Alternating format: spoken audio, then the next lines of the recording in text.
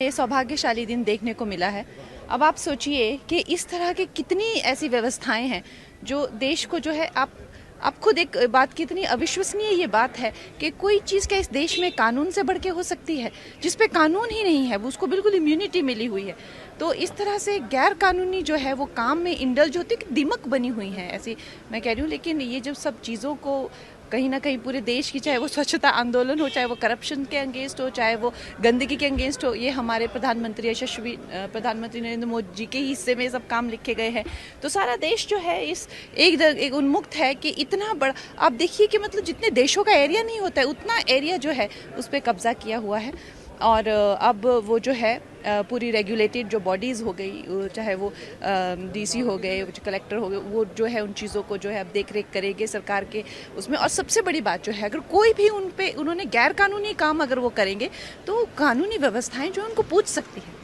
इससे पहले देखिए क्या हालत थी देश की। तो देश ये देख रहा है, समझ रहा है कि चाहे वो कश्मीर हो, चाहे वो अरुणाचल हो, हिमाचल प्रदेश हो, या कोई भी जो काम कितने सालों से रुके हुए थे वो प्रधानमंत्री नरेंद्र मोदी जी जो है इस देश के लिए कर रहे हैं। धन्यवाद। जिस तरह से अपोजिशन ने कल कहा कि सरकार इस बिल के बहाने जो माइनॉरिटीज हैं उनकी संपत्ति पर कब्जा करने की, इंक्रोच करने की कोशिश कर रही है, उनके रिलीजन में दखलंदाजी की कोशिश कर रही है, उसके बारे में क्या?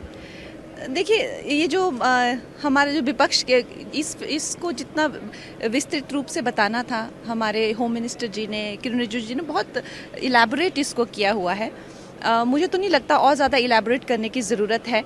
लेकिन मोटा मोटा बात यही है कि कोई भी व्यक्ति, कोई भी संस्था, कोई भी धार्मिक संगठन जो है वो कानून से, संविधान से ऊपर नहीं है।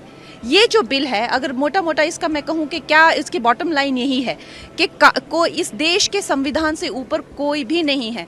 तो ये हमें आज ये सौभाग्य प्राप्त हुआ है कि एक दिमक की तरह जो एक करप्शन जो इसको खा गई थी और देश को खा रहा था, अब हमारा देश इससे भी मुक्त हो जाएगा।